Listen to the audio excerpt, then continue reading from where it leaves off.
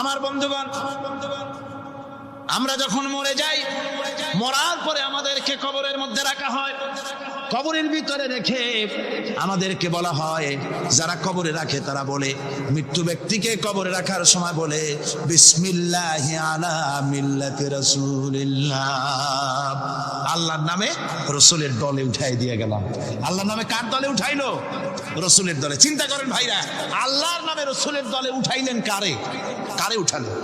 এই লোকটি তার যৌবনকালে যত মিছিল করেছে, ধর্মনিরপেক্ষতাবাদের পক্ষে মিছিল করেছে, পুঁজিবাদের পক্ষে মিছিল করেছে, সমাজতন্ত্রের পক্ষে মিছিল করেছে, স্লোগান দিয়েছে, দেওয়ালে লিখেছে, বক্তৃতা করেছে, ভোট দিয়েছে, বই লিখেছে, জীবনে যা কিছু করেছে সব করেছে মানুষের তৈরি করা মতবাদের জন্য।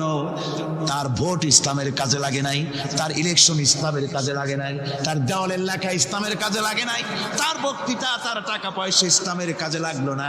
মরে গেছে, পরে মরা মানুষটারে উঠাইয়া বললা রাসূলুল্লাহর দলে উঠাইয়া দিলাম। এখন বলো রাসূলুল্লাহ কেন তোমার মতো মরা লাশটাকে তিনি গ্রহণ করতে যাবে? তোমার জীবনের কোনো কাজই তো ইসলামের জন্য কাজে লাগলো না। তোমার জীবনের একটা দীর্ঘ তো ইসলামের কাজে লাগে নাই। মরছো, তারপরে তোমার মরা লাশ রাসূলুল্লাহ বহন করতে যাবেন কেন? কি দায় টাকা পড়েছে তার?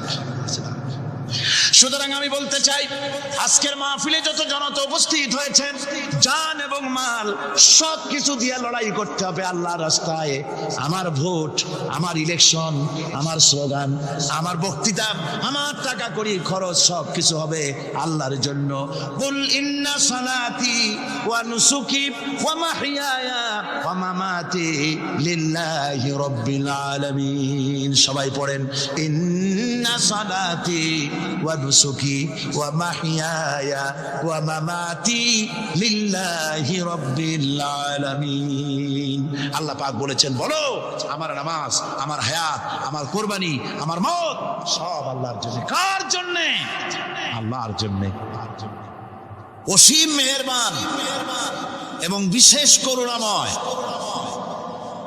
তিনি, যিনি রহমান এবং রহিম। রহমান রহিম আল্লাহ পাকের দুটি গুণবাচক নাম। রহমান অপেক্ষা রহিম অপেক্ষা রহমান, এটা হচ্ছে বেশি ব্যাপক অর্থবোধক, যার জন্য তাফসীরে বলা হয়েছে আর রহমানু যুর রাহমাতিশ শামিলা বিজামিল খালায়েক ফিদ দুনিয়া ওয়াল মুমিনিনা ফিল আখিরাহ। অর্থাৎ রহমান তিনি, যিনি এমন রহমতের মালিক যা বিশেষত গোটা বিশ্বের সমস্ত মানুষের জন্য প্রযোজ্য। আর রহিম হচ্ছে শুধু কিয়ামতের দিন পৃথিবীতে রহমান তিনি দয়াবান পৃথিবীর সমস্ত মানুষের জন্য, এবং কিয়ামতে শুধু মুমিনদের জন্য। রহমান কিয়ামতে শুধু মুমিনদের জন্য। আর রহিম হচ্ছে আর রহিমুর রাহমাতি শামিলা লিল মুমিনিনা ইয়াউমিল কিয়ামা। রহিম হচ্ছে শুধুমাত্র কিয়ামতের দিন আল্লাহ রাব্বুল আলামিন শুধু মুমিন লোকদের জন্য এই বিশেষ দয়া কিয়ামতের দিন করবেন। এখন রহমান হচ্ছেন পৃথিবীর সমস্ত মানুষের জন্য, সমস্ত প্রাণীর জন্য। তার দান থেকে কেউ বঞ্চিত থাকবে না, সকলের জন্য তার দানের দরজা অবারিত, উন্মুক্ত। এই পৃথিবীর মুখে আমরা দেখতে পাই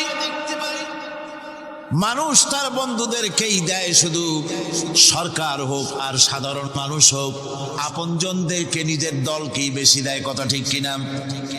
নিজের দলের প্রতি, আত্মীয় স্বজনের প্রতি স্বজন প্রিয়তা মানুষের শরীরের ভিতরে রোগ হিসাবে কাজ করে, আর এভাবে করে নিজের দল আর আত্মীয় স্বজনকে বেশি করে সুযোগ সুবিধা দেয়।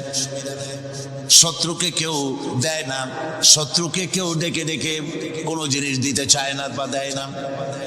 আল্লাহ রাব্বুল আলামিন এমন রহমান, এমন দয়াবান, এমন মেহেরবান, যারা তার ইবাদত করে, যারা তাকে স্বীকার করে, আল্লাহ বলে তাকে যারা সেজদা দেয়, আল্লাহ পাক তাদেরকেও দেন। আর যারা আল্লাহকে অস্বীকার করে, আল্লাহ রাব্বুল আলামিনকে মানে না, তার গুণাবলী কি স্বীকার করে না, তার অস্তিত্ব স্বীকার করে না, তারপরেও আল্লাহ রাব্বুল আলামিন কোন নাফরমান বান্দাকেও রহমত থেকে বঞ্চিত করেন না। সে যেই হোক, বেনামাজি হোক, মুরতাদ হোক, নাস্তিক হোক, তারপরে আল্লাহর অনুগ্রহ থেকে সে বঞ্চিত থাকে না। কথা ঠিক কিনা? বরং এটাই আমরা দেখি, নামাজি, দিনদার, পরেজগার মানুষ তার বরং কম থাকে, সে বরং কম পায়। বাড়ি নাই, ঘর নাই, কলকারখানা নাই, আর নামাজ রোজা করে না, হজ যাকাত করে না, আল্লাহর সাথে বিরোধিতা করে, আল্লাহরে মানেই না, বলে দেয়ার ইজ নো গড, স্রষ্টা বলতে কেউ নাই, এই ড্রিঙ্ক অ্যান্ড বি মেরি, এই হচ্ছে তাদের থিওরি, তাদের দর্শন, তাদের ফিলসফি। এই জাতীয় লোকগুলি বরং দেখা যায় তারা ক্ষমতা পায়, বাড়ি হয়, গাড়ি হয়, কল হয়, কারখানা হয়, সম্মান পায়। এটা কেন? এর কারণ হচ্ছে আল্লাহ রাব্বুল আলামিন এই পৃথিবীর কোনো মূল্য দেন না। এই পৃথিবীর মূল্য যদি আল্লাহ পাকের কাছে একটা মশার দানার তুল্য যদি হতো, আল্লাহ পাক বিদ্রোহীদেরকে, কাফেরদেরকে এক ঢোক পানি আল্লাহ পাক গিলতে দিতেন না।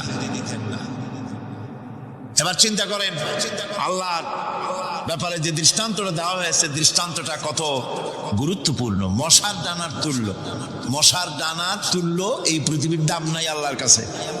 আপনাকে যদি কেউ 10 লক্ষ মশার দানা বহু কষ্ট করে জোগাড় করিয়া যদি কেউ দেয়, তাহলে আপনি কয় টাকা দিয়ে কিনবেন? 4 পয়সা দিয়েও একজনে বলছে 4 পয়সাও দিবে না। তাহলে বোঝেন এর কোনো মূল্য নাই। একটা মশার ডানার তুল্য মূল্য আল্লাহ পাক এই পৃথিবীর দেন না, যার কারণে অবারিত উন্মুক্ত হস্তে আল্লাহ পাক সমস্ত মানুষের জন্য, প্রাণী জগতের জন্য তিনি করুণা করেছেন সকলকে। এই করুণাময় রহমান আল্লাহ পাক, তিনি গুনাহগারদেরকে, যারা আল্লাহ পাকের ফরমাবরদারি করতেছে, তাদেরকে সকলকে আল্লাহ পাক সমানভাবে তার জিনিসগুলিকে তিনি দিয়ে দিচ্ছেন। এটা হচ্ছে রহমান। আর রহিম হচ্ছে, হাদিস শরীফে বলা হয়েছে, আর রহমানু রহমানুদ দুনিয়া ওয়াল আখিরাহ, রহিম ও রহিমুল আখিরাহ। মোমেন রহমান তো শুধু আল্লাহ পাক দুনিয়া এবং আখিরাতের জন্য, আর রহিম শুধুমাত্র আখিরাতের জন্য। আবার কোন কোন আয়াতে বলা হয়েছে যে আল্লাহ পাক দুনিয়ার মানুষের জন্য রহিম। একটি আয়াতে ভাবে বলা হয়েছে, হুয়াল্লাযী ইউসাল্লি আলাইকুম ওয়া মালাইকাতুহু লিয়ুখরিজাকুম মিনাজ যুলুমাতি ইলান নূর ওয়া কানা বিল মুমিনিনা রহিমা। সে আল্লাহই তোমাদের প্রতি রহম করেছেন, রহমত নাজিল করেছেন, এবং তার ফেরেশতাগণ এই উদ্দেশ্যে যে তোমাদেরকে তিনি অন্ধকার থেকে আলোর দিকে বের করে নিয়ে আসবেন। আর তিনি হচ্ছেন মুমিনদের জন্য রহিম, অত্যন্ত দয়াবান। আরবি ভাষায় আর রহমান অন্তর্জগতের এমন একটি নম্র উচ্ছ্বাসিত অবস্থার প্রতি ইঙ্গিত করে, যার ফলে তার স্বতঃস্ফূর্তভাবে নিজের থেকেই মহানুভবতা এবং প্রীতি ও মহব্বতের ইচ্ছার বহির্প্রকাশ ঘটে। তাই রহমতের মধ্যে আছে স্নেহ, আছে প্রীতি, আছে অনুগ্রহ। আল্লাহ পাকের রহমতটা কি জিনিস? সেটা হচ্ছে রাহমাতি ওয়াসিআত কুল্লা শাই। আমার রহমত দিয়ে সমস্ত জিনিসকে ঢেকে রাখা হয়েছে। প্রত্যেকটি জিনিসের ভিতরে আল্লাহ পাকের রহমত রয়েছে। রহমত ছাড়া এই পৃথিবীতে মানুষের চলার কোনো পথ নাই। সমস্ত ব্যাপারেই আল্লাহ পাকের রহমত আর রহমত। তাবৎ সৃষ্টির দিকে যদি আমরা তাকাই, আল্লাহ পাকের সৃষ্টি জগতের দিকে তাকাই, সেখানে আল্লাহর এই করুণা ছাড়া আর কিছুই দেখা যাবে না। কোরআনে কারিমে বলা হচ্ছে ওয়াসাখখারা লাকুম মা ফিস সামাওয়াতি ওয়া মা ফিল আরদি জামিআম মিনহু ইন্না ফি যালিকা লাআয়াতিন লিকাওমিন ইয়াতাফাক্কারুন। আকাশ ও পৃথিবীতে যা কিছু আছে তা সব কিছুই আল্লাহ রাব্বুল আলামিন মানুষের তো করে দিয়েছেন। যেভাবে পারো সেভাবে তাকে কাজে লাগাও। সমস্ত জিনিসকে আল্লাহ পাক মানুষের অনুগ্রহ করে দিয়েছে তার খেদমতের জন্য, তার কাজের জন্য তৈরি করেছেন, মানুষের কাজের জন্য। সাখারা শব্দ দিয়ে বোঝানো হয়েছে সকল বস্তুই মানুষের অনুগত, মানুষ যেন তা দিয়ে তার নিজের কাজ সম্পাদন করতে পারে। অন্য আয়াতে বলা হয়েছে আল্লাহুল্লাযী খালাকাস সামাওয়াতি ওয়াল আরদা ওয়া আনজালা মিনাস সামাই মাআন ফাখরাজা বিহি মিনাস সামারাতি রিজকান লাকুম ওয়া সাখখারা লাকুমুল ফুলকা লিতাজরি ফিল বাহরি বিআমরিহি ওয়া সাখখারা লাকুম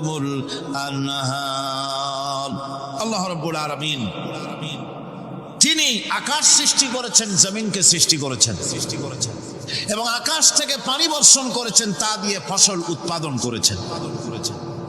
এই ফসলের পিছনে আল্লাহ পাকের কি বিরাট রহমত কাজ করতেছেন আপনি লক্ষ্য করেন। কাদার ভিতরে, কর্দমুক্ত জমিনের ভেতরে আপনি বীজ বপন করেছেন, কর্দমুক্ত জমিনের ভেতরে বীজ বপন করে বাড়ি গিয়ে আপনি ঘুমিয়ে আছেন। আল্লাহ পাকের রহমত, তার কুদরত, ওই বীজ থেকে পাতা উদ্গত করে দিয়েছেন, শিকড় মাটির ভেতরে চলে গিয়েছে, পাতাগুলি নরম, সবে পাতাগুলি গজিয়েছে, সূর্যের তাপে পাতা মুষড়ে পড়ে গিয়েছে। বিকেল বেলায় সারাদিন সূর্যের প্রখর তাপ লেগেছে। মানুষকে খাওয়াবার জন্য আল্লাহ রাব্বুল আলামিনের কি বিরাট রহমত কাজ করতেছে লক্ষ্য করুন।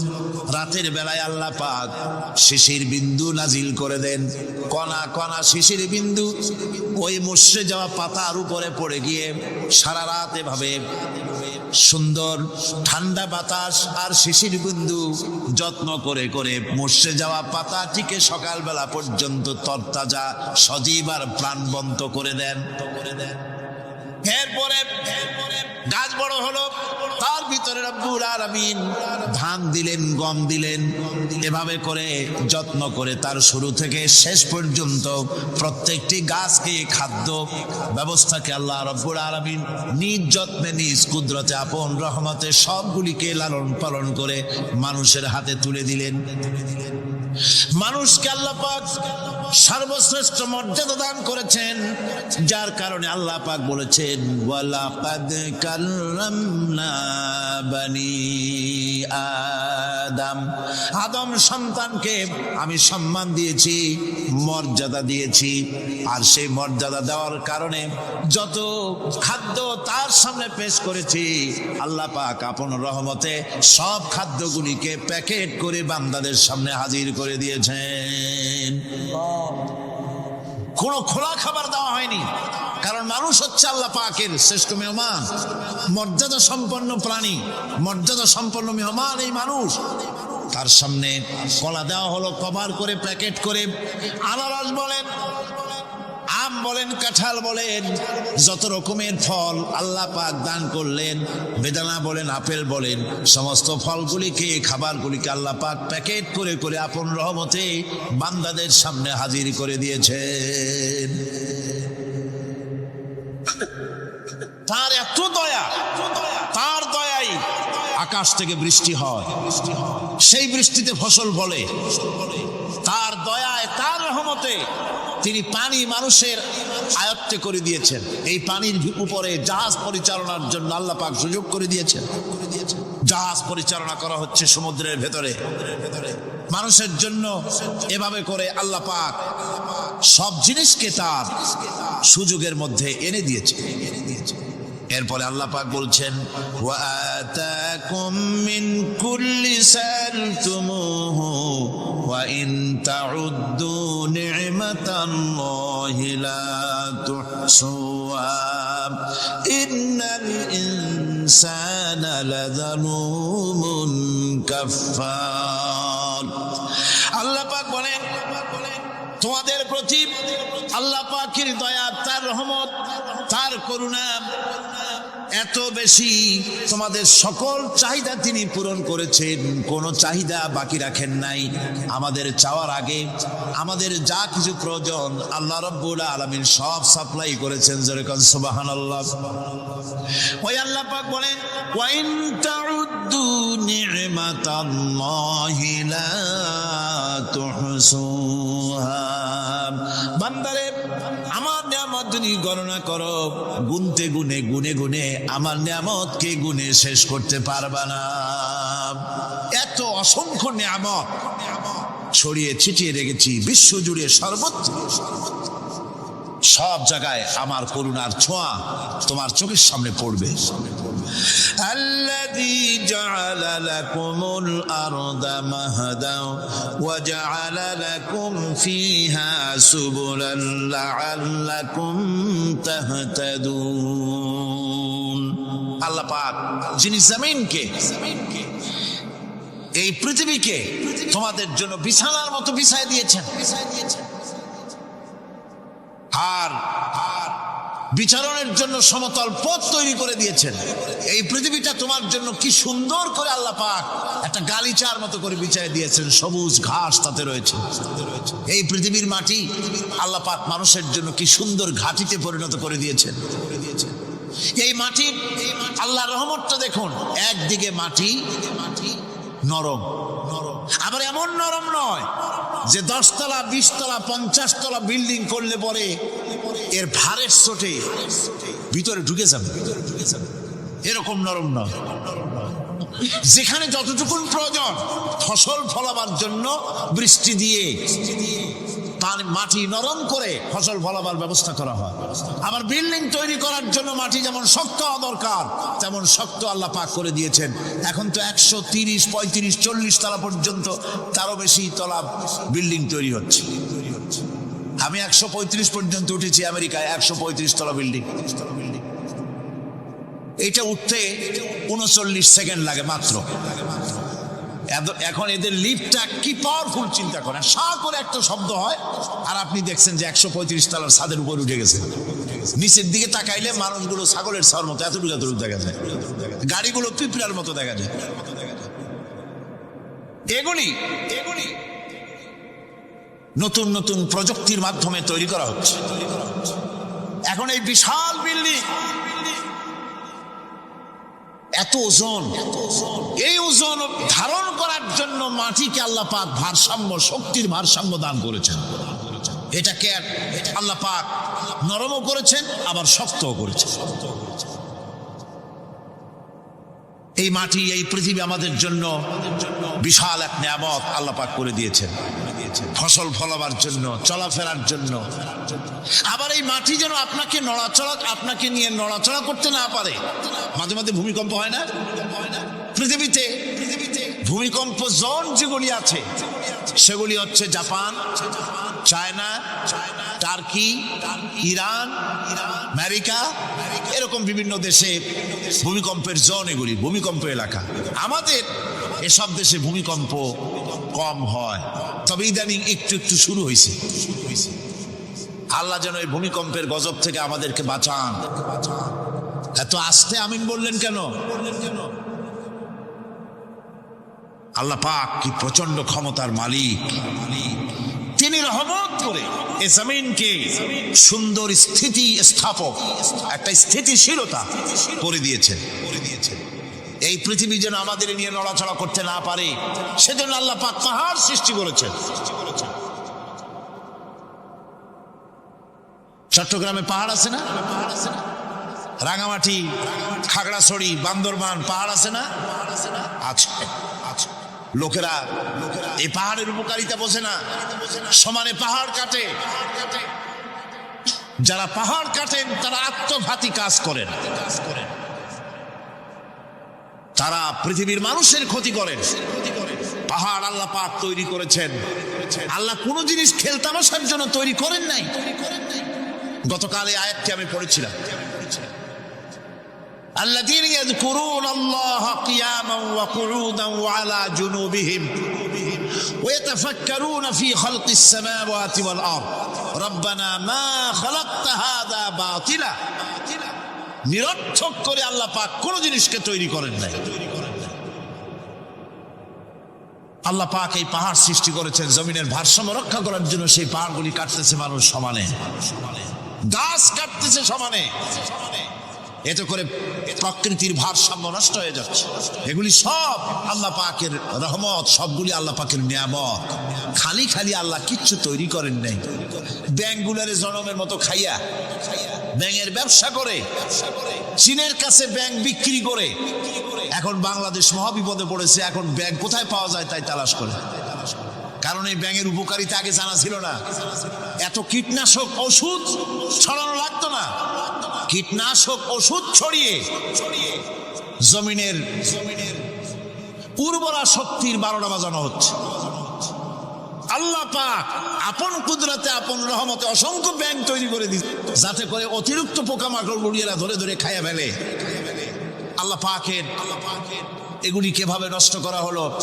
আর এখন কীটনাশক ওষুধ দিয়ে সর্বনাশ করা। আর কীটনাশক ওষুধ আনা হচ্ছে ভারত থেকে, ইন্ডিয়া থেকে। ভারত থেকে কীটনাশক ওষুধ আর সার জানা হচ্ছে, তা দিয়ে বাংলাদেশের মাটির উর্বরা শক্তি আরো নষ্ট হচ্ছে। আপনারা জিজ্ঞেস করবেন চাষিদের কাছে কিভাবে নষ্ট হচ্ছে। সুতরাং আল্লাহ পাক খেল তামাশায় বস্তু করে কিছুই তৈরি করেন নাই, সবগুলিকে আপন রহমতে তৈরি করেছেন মানুষের সৃষ্টি জগতের জন্য, যার দ্বারা মানুষ উপকৃত হতে পারবে। এই জন্য তিনি হচ্ছেন রহমান। বলেন তিনি কি? রহমান। আল্লাহ রাব্বুল আলামিন জমিন সৃষ্টি করলেন, পাহাড় দিলেন, গাছপালা তরুলতা তৈরি করে দিলেন। এরপরে আল্লাহ পাক বলছেন, তাকিয়ে দেখো সমুদ্রের দিকে, ওয়া হুয়াল্লাযী সাখারাল বাহরা লিতাকুলু মিনহু লাহমান তারিয়ান ওয়া তাস্তাখরু মিনহু হিলিয়াতান তালবাসুনাহা। সমুদ্রের দিকে লক্ষ্য করে দেখো, এই সমুদ্রকে তোমাদের অনুগত করে দিয়েছি। এর মধ্যে রয়েছে তাজা মাছ মাংস রয়েছে, এর ভিতরে রয়েছে তোমাদের পরিধানের অলংকারাদির জন্য মূল্যবান সম্পদ রাখা হয়েছে সমুদ্রের মধ্যে। বিজ্ঞানীরা বলেছেন পৃথিবীর উপরিভাগে যা আছে মাটির তলায় তার থেকে অনেক বেশি বেশি মূল্যবান জিনিস আছে। আছে না মাটির তলায় মূল্যবান জিনিস? কি আছে? কি আছে? কি আছে? কি আছে? খনিজ দ্রব্য আছে, সোনা আছে, লোহা আছে, তেল আছে। তেল যে শুধু সৌদি আরবে, কুয়েতে আর কাতারে, বাংলাদেশে তেল নাই এটা ঠিক না। আমাদের দেশে তেল আছে। আল্লাহ তেল আমাদের দেশে দিয়েছেন, তবে অতটা না হলেও কিছুটা তো দিয়েছেন। আমাদের দেশে চা আছে, পাট আছে, আমার দেশেও তেল আছে। মাঝে মধ্যে তেলের কুয়া সিলেটের হরিপুর থেকে, বাখরাবাদ থেকে, ভোলা থেকে, বিভিন্ন জায়গা থেকে তেলের কুয়া বের করে দেখানো হয়। তেল আছে। যারা ক্ষমতাসীন, যারা সরকার, যারা দেশ চালাও, যদি আমার সেজদা দাও, যদি নামাজি হও, কোরআনের সাথে বিরোধিতা যদি না করো, যদি কোরআন সুন্নাহর শাসন প্রতিষ্ঠা করো, এ ধরনের অসংখ্য তেল বের করে দেব। কিন্তু কিন্তু বারবার উমরা করে, হাতে তসবিহ ধারণ করে, মাথায় পট্টি বেঁধে যদি ইসলামের সাথে নাফরমানি করা হয়, তোমাদের তেল আল্লাহ পাক বের করে ছাড়বেন। আল্লাহ পাক বাহানা পছন্দ করেন না। এই জমিনে ফসল আছে, অসংখ্য ফসল আল্লাহ পাক দিয়েছেন, অসংখ্য খনিজ পদার্থ আল্লাহ পাক দান করেছেন। সেই খনিজ পদার্থগুলি আল্লাহ পাক, খনিজ দ্রব্যগুলি আল্লাহ পাক দিবেন মোমেনদের হাতে। কাদের হাতে দিবেন? আল্লাহ পাক বলেছেন ওয়ালাউ আন্না আহলাল কুরা আমানু ওয়াত্তাকাউ লাফাতাহনা আলাইহিম বারাকাতিম মিনাস সামাই ওয়াল আরদ। দেশের লোকেরা, জনপদের লোকেরা যদি আমার উপর ঈমান আনে আর আমাকে ভয় করার নীতি যদি অবলম্বন করে চলে, তাহলে ওই দেশের মানুষের জন্য আকাশ আর জমিনের সব বরকতের দরজা আমি আল্লাহ খুলে দেব। নিয়ামতের অভাব নাই, যথেষ্ট নিয়ামত আল্লাহ পাকের আছে। তাহলে বললাম এই পৃথিবীর উপরিভাগে যত নিয়ামত আছে, পৃথিবীর ভেতরে এর থেকে কম নাই। কত ভিতরে? এই ভিতরে যাওয়ার জন্য একবার একটা চেষ্টা হলো। আমেরিকার ওকলাহামা সিটি, এটি একটি স্টেট। এই স্টেটের পাশে একটা জায়গা বেছে নেওয়া হলো যে পৃথিবী, তাদের ধারণা ছিল যে মাটি খুঁড়তে খুঁড়তে এর পৃথিবীর অপর পৃষ্ঠে যাওয়ার জন্য একটা আন্ডারগ্রাউন্ড রাস্তা করা যায় নাকি। ছোটবেলায় পড়ছিলাম এক ভূগোলে একটা বইতে যে কেউ যদি আমাদের দেশ থেকে এখান থেকে মাটি খোঁড়া আরম্ভ করে, তাহলে মাটি খুঁড়তে খুঁড়তে একদিন না একদিন আমেরিকায় পৌঁছে যাবে। কোনো ভিসা টিসা লাগবে না, VD7 DB7 97 লাগবে না, এমনি যাইতে পারবে। মানুষেরা চেষ্টা করলো মাটি খোঁড়া। মাটি খুঁড়তে খুঁড়তে পৃথিবীতে এটাই ছিল প্রথম এই দুঃসাহসিক পরিকল্পনা। ৬,০০০ ফিট পর্যন্ত মাটি খনন করার পর কোন কুল কিনারা করতে না পেরে তারা এই দুঃসাহসিক পরিকল্পনা ছেড়ে দিল। কিন্তু গবেষণার শেষ হয়নি। যারা গবেষণা করেছেন তারা গবেষণালব্ধ, তাদের অভিজ্ঞতা তারা লিখেছেন যে পৃথিবীর অন্তত ১৮০ মাইল গভীর পর্যন্ত তাদের একটা আইডিয়া হয়েছে যে পৃথিবীর মাটির নিচে অসংখ্য খনিজ দ্রব্য রয়েছে, অসংখ্য নিয়ামত এই পৃথিবীর মাটির ভিতরে আল্লাহ পাক লুকায় রেখেছেন। ওর তলায় কি আছে বিজ্ঞানীদের মাথায় এখনো ঢোকে নাই। এই পৃথিবীর উপরে যা আছে ভেতরের থেকে আল্লাহ পাক বেশি রেখেছেন। এরপরে সমুদ্র, সমুদ্রের ভয়াল দৃশ্য দেখলে পরে মানুষের কলিজা ভীত, প্রকম্পিত, সন্ত্রস্ত হয়ে যায়। কথা ঠিক কিনা? যত বড় বাহাদুর হোক, সমুদ্রের ঢেউর মধ্যে যদি পড়ে, বাহাদুরি আর থাকে না। ঠিক কিনা কন? যতই বড় আল্লাহ নাই, কিন্তু সমুদ্রে গেলে আর অসুবিধা হয় না। সমুদ্রের ঢেউয়ের মধ্যে এই সমুদ্র, মহাসমুদ্রের ভিতরে আল্লাহ রাব্বুল আলামিন অসংখ্য রহস্য রেখে দিয়েছেন যা বিজ্ঞানীরা উদ্ঘাটন করতে পারেনি। এই মহাসমুদ্রের ভিতরে রয়েছে ম্যাগনেটিক পাহাড় পানির তলায়। যদি রাডারে ধরে না পড়ে জাহাজে, তাহলে এর রেঞ্জের ভিতরে আসলে এমন আকর্ষণে টেনে নেবে, পাহাড়ের সাথে লেগে টপ করে লেগে জাহাজ চানাচুর হয়ে যাবে। এই মহাসমুদ্রের ভেতরে আল্লাহ পাক মাছ রেখেছেন, অসংখ্য মাছ রয়েছে, অসংখ্য ধরনের প্রাণী রয়েছে। আর তিনি এমন রহমান, প্রত্যেকটি প্রাণীর আবার আত্মরক্ষার জন্য হাতিয়ার তার সাথে সাথে দিয়ে দিয়েছেন। এক প্রকারের মাছ আমি নিজে দেখেছি সি ওয়ার্ল্ডে গিয়ে, এক প্রকারের মাছ আছে সে যদি আক্রান্ত হয় তাহলে তার পেছনের দরজা থেকে এক প্রকারের লাভা, এক প্রকারের আটা জাতীয় জিনিস ছেড়ে দেয়। ওইটা পানি তড়িৎ গতিতে, আর পানি আশেপাশে পানিগুলি ইলেকট্রিফাইড হয়ে যায়। যে তাকে আক্রমণ করতে আসছে ইলেকট্রিক শক খেয়ে পালানো ছাড়ার পথ থাকে না। আবার আরেক প্রাণী, আরেক প্রকারের মৎস্য আছে যেগুলি আক্রান্ত হলে পরে সে তখন তার মুখ থেকে ব্লু রঙের, গাঢ় কালো রঙের এক প্রকারের কতগুলি লালা বের করে দেয়, তার আশেপাশে একদম কালো অন্ধকার হয়ে যায়, তার আর কেউ দেখতে পারে না। এভাবে করে প্রত্যেককেই আত্মরক্ষার জন্য আল্লাহ পাক হাতিয়ার দিয়ে দিয়েছেন। সুবহানাল্লাহ। সেই সমুদ্রের ভেতরে এই ধরনের মৎস্যরাজি, বিরাট বিরাট প্রকাণ্ড প্রকাণ্ড প্রাণী আল্লাহ পাক সেখানে রেখেছেন। এরপরে এই সমুদ্রের মধ্যে রয়েছে মণিমুক্তা। আল্লাহ পাক বলছেন তোমরা পোশাক তৈরি করবে, তোমাদের স্ত্রীদের জন্য অলংকার আদি তৈরি করবে, সেজন্য ওর ভিতরে মণিমুক্তা মহামূল্যবান জিনিস এই সমুদ্রের ভেতরে আমি দিয়ে রেখেছি। আপন কুদরতে, আপন মেহেরবানিতে, কেউ আমার কাছে চায় নাই, আমি নিজের থেকে তোমাদের সমস্ত প্রয়োজন মিটিয়েছি, যা লাগবে সব জোগাড় করে দিয়েছি। এখন দেখুন আল্লাহ রাব্বুল আলামিন তার রহমতের নমুনা প্রাণী জগতের দিকে লক্ষ্য করে দেখেন। আল্লাহ রাব্বুল আলামিন সমস্ত প্রাণী জগৎ, দুনিয়ায় মানুষ বাদে যত প্রাণী আছে সমস্ত প্রাণীর দিকে তাকান। মানুষের কথা তো গতকাল বলেছি। সমস্ত প্রাণীগুলিকে আল্লাহ রাব্বুল আলামিন তাদের সাথে তাদের সমস্ত জিনিস দিয়ে দিয়েছেন। এর মধ্যে কোনোটাকে আল্লাহ পাক বোঝা বহন করার জন্য কোন প্রাণীকে তৈরি করেছেন, আবার মানুষের জন্য, জিহাদের জন্য, যুদ্ধ করার জন্য কোন প্রাণী তৈরি করেছেন, চাষাবাদ করার জন্য প্রাণী তৈরি করে দিয়েছেন।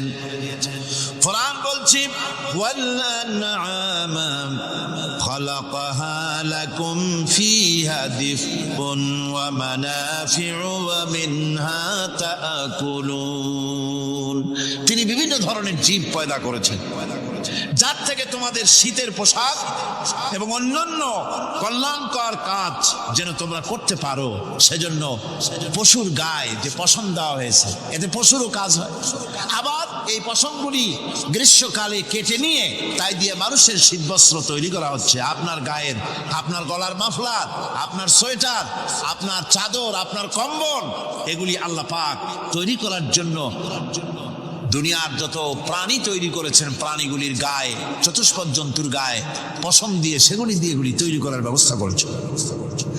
আবার আল্লাহ রাব্বুল আলামিন বলেন ওয়ালাকুম ফিহা জামালুন হিনা তুরিহুনা ওয়া হিনা তাসরাহুন। যখন সেগুলি মাঠে সকাল বেলায় চড়তে নামে, আবার বিকেল বেলায় যখন পালবদ্ধ হয়ে বিকেল বেলায় যখন ঘরে ফেরে, তখন দেখার এক সৌন্দর্য এমন হয় যা সত্যি উপভোগ্য। লক্ষ্য করে দেখবেন, এগুলি শহরে কম দেখা যায়, গ্রাম্য অঞ্চলে মাঝে মধ্যে যাবেন, গ্রামের লোকই আপনারা অধিকাংশ এখানে আছেন, আপনারা দেখবেন সকাল বেলায় যখন পালে পালে গরু, ছাগল, মহিষ ইত্যাদি যেতে থাকে, সকাল বেলায় সূর্য যখন উঠে সেই সময় যখন এগুলি যেতে থাকে, তখন তার দেখার একটা দৃশ্য দারুণ লাগে। আবার যখন সন্ধ্যা বেলায় গোধূলি লগ্নে যখন সূর্য লাল হয়ে পশ্চিম দিগন্তে অস্তমিত হতে যায়, তখন শত শত গরু, ভেড়া, ছাগল পাল ধরে মাঠের মধ্য দিয়ে যখন বাড়ির দিকে রওনা করে, আল্লাহ পাক বলেন এই দৃশ্য অত্যন্ত উপভোগ্য। যারা সত্যি এগুলি দেখে, উপভোগ করে, তারা বুঝতে পারে যে আল্লাহ পাকের নিয়ামত সব দিকেই আল্লাহ পাক এভাবে ছড়িয়ে রেখেছে। এভাবে করে ওয়াতাহমিলু আসফালাকুম ইলা বালাদিন লাম তাকুনু বালিগিহিম ইল্লা বিশাক্কিল আনফুস। আল্লাহ পাক বলেন এভাবে করে আমি জন্তু, জীব তৈরি করেছি যারা তোমাদের বোঝাগুলি এক শহর থেকে আর এক শহরে, এক গ্রাম থেকে আর এক গ্রামে বোঝাগুলি বহন করে নিয়ে যায়। এভাবে আমি যদি চতুষ্পদ জন্তু তৈরি না করতাম, তোমরা নিজেরা ঘাড়ে করে, পিঠে করে এ বোঝাগুলি বহন করা বড়ই কষ্টসাধ্য হয়ে যেত। উটের পিঠে করে, গাধার পিঠে করে, গরু গাড়ি বানায়া, হাতির পিঠে করে, কত বিরাট বিরাট বোঝা, টনকে টন বোঝা এভাবে পশু দিয়ে টেনে নেওয়া হয়। আল্লাহ পাক বলছেন এগুলি আমার রহমত। এরপরে এই পশুর ভিতরে হালাল গোশত তৈরি করে তোমার খাবারের ব্যবস্থা করেছি। ওয়া ইন্না লাকুম ফিল আনআমি লাইবরা নুসকিকুম মিম্মা ফি বুতুনিহি মিন বাইনি ফারসিন ওয়া দামিন লাবানান খালিসান সাইগাল লিশশারিবিন। তোমাদের চতুষ্পদ জন্তুর মধ্যে দেখবে বুদ্ধিমান, দূরদৃষ্টি সম্পর্ক লোক যারা, তাদের জন্য আমি এর মধ্যে নিদর্শন রেখেছি। তোমাদের দুগ্ধবতী গাভীগুলি যার দ্বারা তোমরা দুধ পাও, এগুলি জমিনের ঘাস খেলো, খড় খেলো, আর এর দ্বারা রক্ত তৈরি হলো, পায়খানা তৈরি হলো, পেশাব তৈরি হলো, পাশাপাশি রাস্তা দিয়ে পরিষ্কার সুস্বাদু দুধ আমি আল্লাহ রাব্বুল আলামিন তোমাদের জন্য দান করেছি। এত নিয়ামত আল্লাহ পাক দিলেন, আল্লাহ পাকের বিনিময় কিছুই চান নাই। কিছু চাইছেন নাকি? বলেন কিছু চাইছেন? কিছুই চান না। দেখেন এই যে ঠান্ডা মৌসুম চলছে, এখন কি মৌসুম? শীতের মৌসুম। এই পৃথিবীটাকে আমরা আমাদের একটা রুমকে যদি ঠান্ডা করতে চাই, তাহলে আমরা কি লাগাই? রুমে এসি লাগাই। প্রত্যেক মাসে বিল দেওয়া লাগে না? লাগে না? বিল দিতে হয়। একটা রুম এসি দিয়ে ঠান্ডা করতে প্রত্যেক মাসে 500, 1000, 2000, 2500 রুম হিসেবে এর ভাড়া দেওয়া লাগে, এর চার্জ দিতে হয়। এত বড় বিশ্বটা আল্লাহ পাক ঠান্ডা করে ফেলেছেন। কত বড় এসি প্লান্ট আল্লাহ পাকের, সুবহানাল্লাহ। কত বড় এসি আল্লাহ ছেড়ে দিয়েছেন এখন। ঠান্ডায় মানুষ, এখানে তো মানুষে গরম লাগে, সেই গরমে আপনারা আরাম পাচ্ছেন, গায়ের জামা টামা খুলে বেড়াইছে, ঠিক কিনা? মানুষের গরমও একটা গরম। তাহলে আল্লাহ রাব্বুল আলামিন এই যে ঠান্ডাটা দিলেন, মজার মৌসুম দিলেন, এই ঠান্ডার জন্য আমাদের কাছে কোনো বিল পাঠান নাই ফেরেশতার মাধ্যমে। শীতকালকে পরে ফেরেশতারা কি বিল নিয়ে আসছে নাকি যে শীতের মৌসুমে যে ঠান্ডা উপভোগ করেছো এটার জন্য বিল দিতে হবে? এবার দেখেন সূর্যের তাপ, সারা পৃথিবীতে যত উত্তাপ আছে, ভালো করে বোঝেন, সারা পৃথিবীতে পেট্রোল জ্বালায় আগুন তৈরি করে, ডিজেল জ্বালায় আগুন তৈরি করেন, কাঠ জ্বালায় আগুন তৈরি করে। পৃথিবীর মানুষের হাতে আগুন জ্বালাবার, উত্তাপ সৃষ্টি করার যত রকমের টেকনোলজি আছে, সব যদি একত্রিত করা হয়, সূর্য প্রতি সেকেন্ডে যে তাপ বিকিরণ করে পৃথিবীর জন্য, সারা পৃথিবীর সমস্ত মানুষ এক জায়গায় হইয়া কিয়ামত পর্যন্ত প্রচেষ্টা করিও ওই 1 সেকেন্ডের তাপ তৈরি করতে পারবে? পারবে না। শুধু আল্লাহ রাব্বুল আলামিন যিনি বিরাট নিয়ামত রেখেছেন সব জিনিসের মধ্যে, এই নিয়ামতগুলি বুঝবে, এগুলি বুঝতে হবে। এই জন্য আল্লাহ রাব্বুল আলামিনের নবী বলেছেন, আল্লাহর সৃষ্টি জগতের উপরে, তার সৃষ্টি নৈপুণ্যতার উপরে কেউ যদি গবেষণা করে, চিন্তা করে 1 ঘন্টা, আল্লাহ পাক তার আমলনামায় 60 বছরের নফল ইবাদতের সব লিখে দিবেন। কি সোজা কথা! চিন্তা করতে হবে, গবেষণা করতে হবে আল্লাহ পাক কি নিয়ামত দিয়েছেন। ওয়ামা বিকুম মিন নি'মাতিন ফামিনাল্লাহ। যত নিয়ামত আমরা পেয়েছি সব কার কাছ থেকে? জোরে সোরে চিল্লায় এখন, কার কাছ থেকে?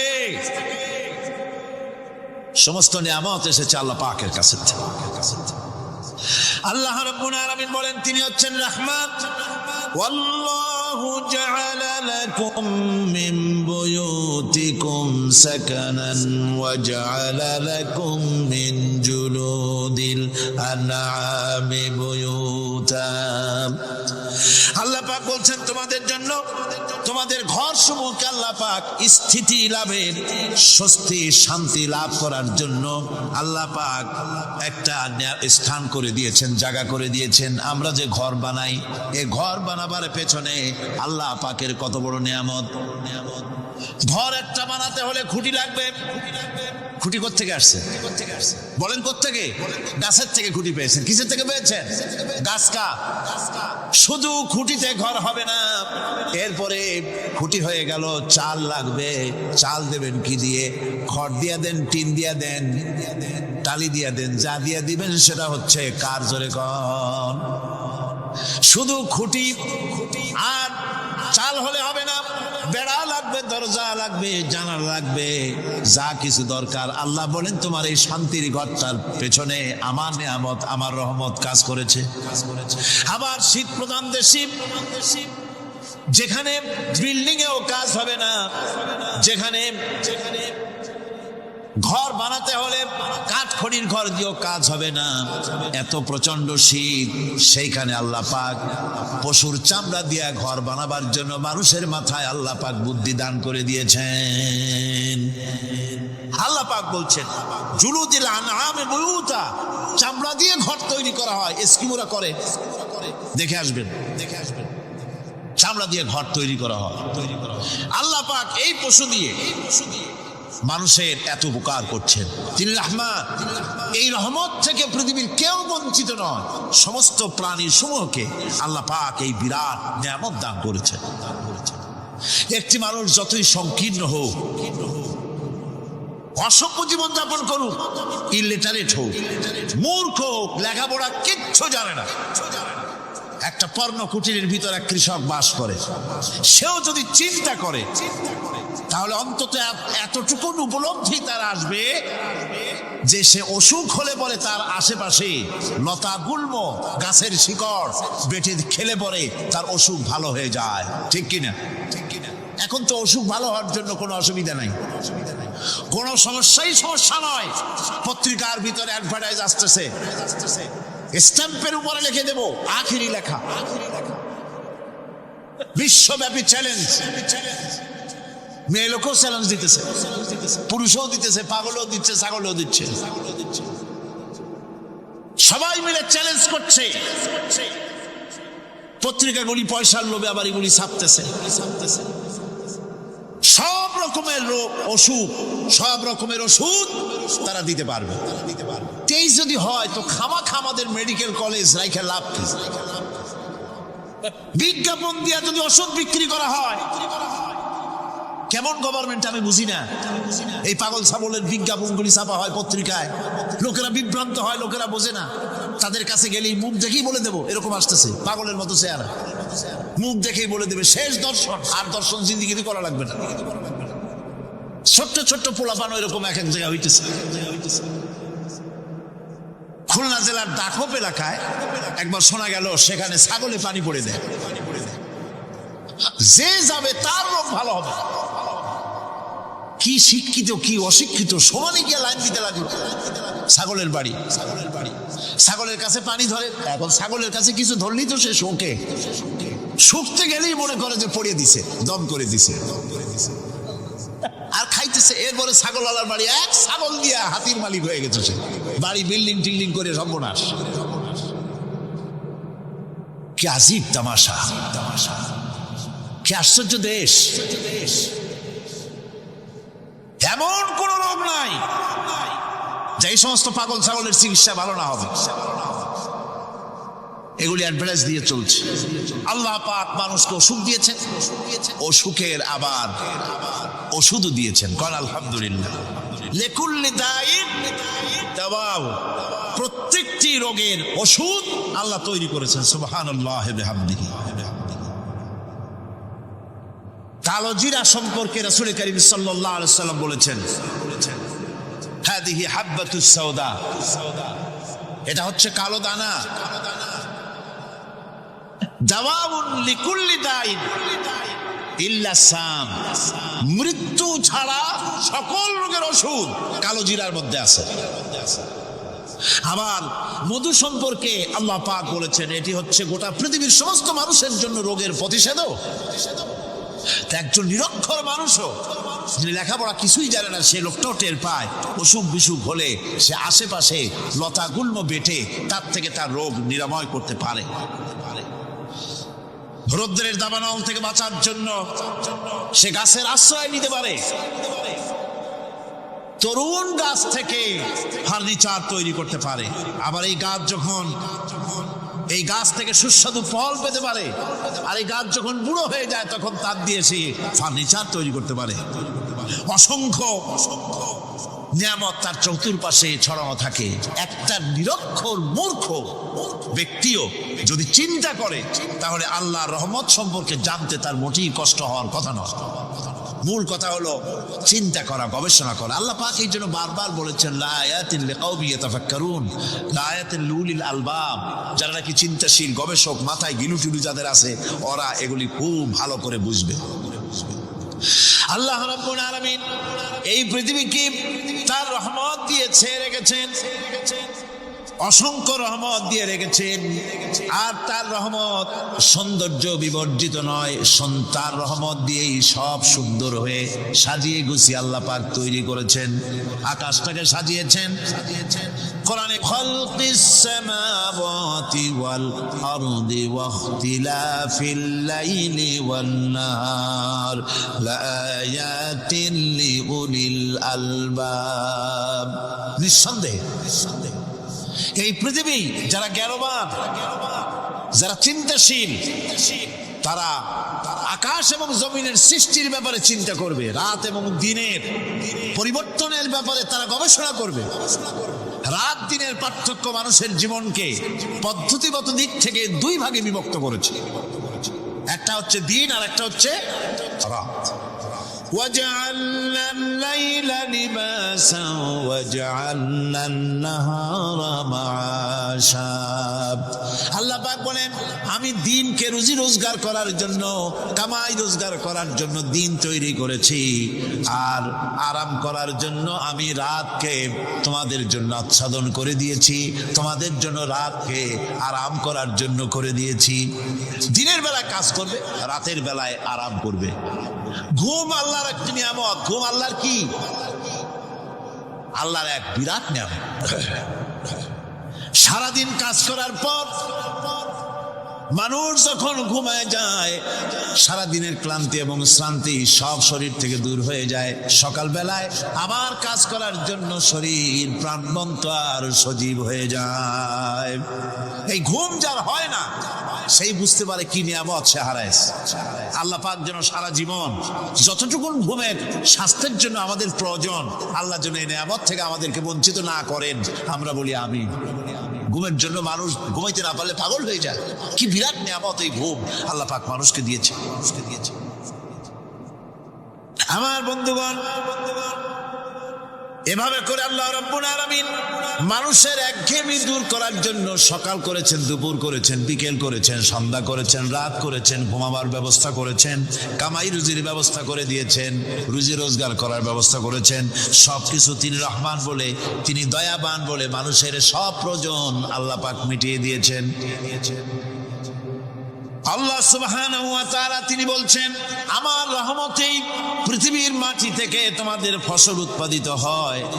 তোমরা দেখো, আফারাআইতুম মা তাহরুসুন আনতুম তাজরাউনাহু আম নাহনুজ জারিউন। জমিন থেকে ফসল কে উদ্গত করে? উদ্ভিদকে কে গজায়? তুমি গজাও না, আমি গজাই। আল্লাহ পাক বলেন, সমস্ত উদ্ভিদগুলি আমি তোমাদের জন্য গজায় দেই, উঠায় দেই। এরপরে যখন ফসল হয়, ফসল পাকা দেখে মানুষ তখন মুছে তেল মাখে, ফুর্তি করে, আনন্দ করে। এবার ফসল খুব ভালো হয়েছে, ভালো করে গান দেব। মানুষেরাই চিন্তা করে, বেশি ফসল হয়েছে, গান বাজনা, থিয়েটার, গুণাগার, বিভিন্ন গান, এগুলি ভালো করে শুনতে হবে। গাছে কাঁঠাল, গোপে তেল, জমিনে ফসল, মোছে তেল মেখে আনন্দ করে যে গান বাজনা করবে। আল্লাহ পাক বলেন, দেখো, লাউ নাশাউ জাআলনাহু হুতামান ফাযালতুম তাফাক্কাহুন। যদি আমি ইচ্ছে করি তাহলে তোমার ফসলকে আমি কুটায় পরিণত করে দিতে পারি। তখন তো তুমি নিজের কপালে করাঘাত করবে আর বলবে, আরে মাহরুম হয়ে গেলাম, বঞ্চিত হয়ে গেলাম। আল্লাহ যদি ইচ্ছে করেন তাহলে ফসলগুলিকে আল্লাহ পাক তুষে পরিণত করে দিতে পারেন না? সিটায় পরিণত করে দিতে পারেন না? অবশ্যই, অবশ্যই। সেই জন্য আল্লাহ পাক বলছেন, যেগুলি সব আমার ক্ষমতা, আমি আপন নিয়ামতে, আপন বরকতে, রহমান নামের কারণে আমি তোমাদের সব আমি গুছিয়ে দিচ্ছি। আল্লাহ পাক ফসলের জন্য, আপনার জমিনের ফসলের জন্য আল্লাহ পাক বিনা পয়সায় সারের ব্যবস্থা করে দিয়েছেন। জোরে কোন সুবহানাল্লাহ। সেই সারটা হচ্ছে কি? ওয়া মিন আয়াতিহি আইয়ুরিকুমুল বারকা খাউফান ওয়া তামআম ওয়া ইউনাজ্জিলু মিনাস সামাই মা। আল্লাহ পাক বলেন, আমি আমার নিদর্শনাবলীর ভিতরে এটা হচ্ছে নিদর্শন, যে আকাশে বিদ্যুৎ চমকায়, মেঘের গর্জন আর বিদ্যুতের চমক, এই সবগুলি আমার নিদর্শন। বৃষ্টির পানির সাথে এগুলি এসে জমিনের ফসলকে বৃদ্ধি করে দেয়। জোরে বলেন সুবহানাল্লাহ। কৃষিবিদরা বলেছেন, যে বছর আকাশে যত বেশি বিদ্যুৎ চমকায়, সে বছর জমিনের ফসল তত বেশি বৃদ্ধি পায়। বিনা পয়সায় এ ধরনের আল্লাহ পাক ব্যবস্থা করে দিচ্ছে। এরকম দরিয়ার মাছ, গোশত, তরি তরকারি, ফল, মৌসুম উপযোগী যা কিছু প্রয়োজন, এসব কে দিচ্ছেন? বলেন না কে দিচ্ছেন? ওয়ামা মিন দাব্বাতিন ফিল আরদি ইল্লা আলাল্লাহি রিজকুহা। এই পৃথিবীর মুখে এমন কোন বিচরণশীল জীব নাই যে জীবের রিজকের দায়িত্ব আল্লাহ পাক নিজ হাতে গ্রহণ করেন নাই। এবার দেখেন আল্লাহ পাক আরো বলছেন, ওয়াকাইয়্যিম মিন দাব্বাতিন লা তাহমিলু রিজকুহা আল্লাহু ইয়ারযুকুহা ওয়া ইয়্যাকুম। বহুত প্রাণী এমন আছে যে প্রাণীরা রিজেককে সঞ্চয় করে না। আমাদের রিজক তো সঞ্চয় করা আছে, আমাদের ব্যাংকে টাকা আছে, গোলায় ধান আছে, চাউল আছে, আছে কিনা? কম থাকুক বেশি থাকুক আছে তো। কিন্তু পৃথিবীতে এমন বহু প্রাণী আছে যাদের কোনো সঞ্চয় নাই। এই ধরনের অসংখ্য প্রাণীকে আল্লাহ রাব্বুল আলামিন বলেন, এই ধরনের অসংখ্য প্রাণীকে আমি আল্লাহ রাব্বুল আলামিন তাদের খেতে দেই। সকালবেলায় খালি পেট নিয়ে সমস্ত প্রাণীগুলি ঘর থেকে বেরিয়ে যায়, পানি থেকে, গর্ত থেকে, জঙ্গল থেকে সব বেরিয়ে গেল ক্ষুধার্ত পেটে। আবার বিকালবেলা পর্যন্ত সারাদিন তাদের আহার জোগাড় করে তাদের পেট ভরাইয়া সবগুলিকে আপন আপন গৃহের মধ্যে আমি আল্লাহ ফিরায় দেই। সেই জন্য আল্লাহ পাক বলছেন, ইয়া আইয়ুহান নাসু যকুরু নি'মাতাল্লাহি আলাইকুম হাল মিন খালিকিন গায়রুল্লাহ ইয়ারযুকুকুম মিনাস সামাই ওয়াল আরদ লা ইলাহা ইল্লা হুয়া ফাআন্না তুফাকুন। হে মানুষ,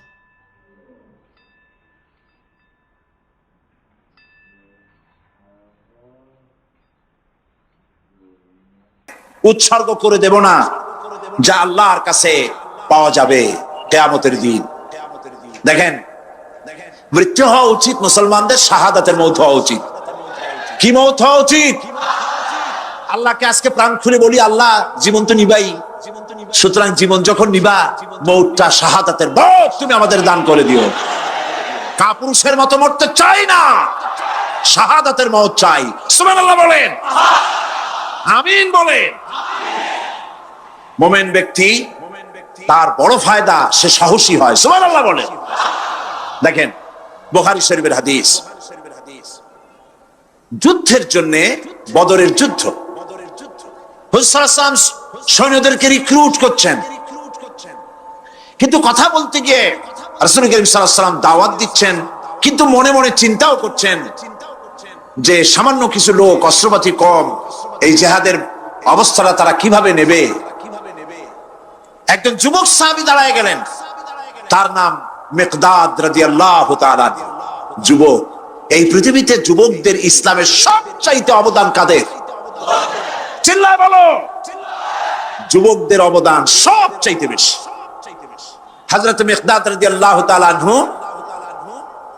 তিনি দাঁড়ায় গেলেন, তিনি বললেন, ইমদি বিনা ইয়া রাসূলুল্লাহ হাইসুমা তাশা। হাদিস, হে রাসূল, আপনি আমাদেরকে নিয়ে চলুন। কত সৈন্য তারা আসতেছে, কত অস্ত্র নিয়ে আসতেছে, এটা আমাদের ভাববার বিষয় নয়। আপনি আমাদের নিয়ে চলুন, হাইসুমা তাশা আয় হাইসুমা আমারাকাল্লাহ, আল্লাহ আপনাকে যেদিকে আমাদের নিয়ে যাইতে কয় আপনি সেই দিকে আমাদের নিয়ে চলুন। ইন্না লা নাকুলু লাকা কামা ক্বালা বনু ইসরাঈল লিমূসা আলাইহিস সালাম ইযহাব আনতা ওয়া রাব্বুকা ফাকাতিলা ইন্না হাহুনা কাঈদুন। অর্থাৎ হে রাসূল, আমরা বনি ইসরাইলের মতো বলবো না। শোনেন, আমরা বনি ইসরাইলের মতো বলবো না যে মুসা তুমি এবং তোমার আল্লাহ এই দুইজনে গিয়ে ফেরাউনের বিরুদ্ধে যুদ্ধ করো, আমরা যাবো না, আমরা এখানে বসে থাকবো। এই কথা আমরা বলবো না। আমরা মুসা আলাইহিস সালামের উম্মত নই, আমরা মুহাম্মদ সাল্লাল্লাহু আলাইহি ওয়াসাল্লামের উম্মত। বরং আমরা বলবো বাল ইযহাব আনতা ওয়া রাব্বুকা ফাকাতিলা ইন্না মাআকুমা মুকাতিলুন। বরং আমরা বলবো আপনি চলুন, আমরা আপনার সাথে আল্লাহর হুকুম মাফিক লড়বো, জিহাদ করব। ততক্ষণ পর্যন্ত মা দামাত আইনুম মিন্না তাতাররাফ, যতক্ষণ পর্যন্ত আমাদের চোখের পাতা নড়তে থাকে ততক্ষণ আপনার সাথে থেকে কাফেরের বিরুদ্ধে লড়াই করে যাব। জীবনের পরোয়া তারা করেন নাই, জীবনের পরোয়া করেননি। হুজুর সাল্লাল্লাহু আলাইহি ওয়াসাল্লাম দারুণ ভাবে খুশি হয়ে গেলেন। হুজুর হেজিটেট ফিল করছিলেন যে এই সামান্য কিছু লোক, অস্ত্র নাই, পাতি নাই, এতগুলি লোকের বিরুদ্ধে যুদ্ধ করতে যাবে। যুবকের মুখে এই কথা শুনে হুজুর দারুণ খুশি হলেন। আল্লাহর নবী বললেন, কুমু বিনা ইলা জান্নাতিন জান্নাতুন আরদুহা কারদিস সামাওয়াতি ওয়াল আরদ। ও সাহাবীরা, তোমাদের মনোভাব যখন এই, তোমাদের মানসিকতা যখন এই, চলো আমার সাথে বেহেশতের দিকে, সেই জান্নাতের দিকে যেই জান্নাত আল্লাহর আকাশ আর জমিনের চাইতে অনেক প্রশস্ত। চলো আমার সাথে বেহেশতে, সুবহানাল্লাহ, চলো আমার সাথে জান্নাত। ফাকামা উমাইর বিন হামাম ওয়া কানা ইয়াকুলু তামার। হযরত উমাইর নামক একজন যুবক দাঁড়ায় গেলেন এবং তিনি হাতে কতগুলি খরমা ছিল, সেই খরমাগুলি তিনি চিবোচ্ছিলেন। রাসূলুল্লাহর বক্তৃতা শুনতেছিলেন আর খরমা চাবাচ্ছিলেন। খরমা চাবান, বিচিগুলি ফেলে দেন, এভাবে করতেছেন, হাতে কতগুলো খরমা।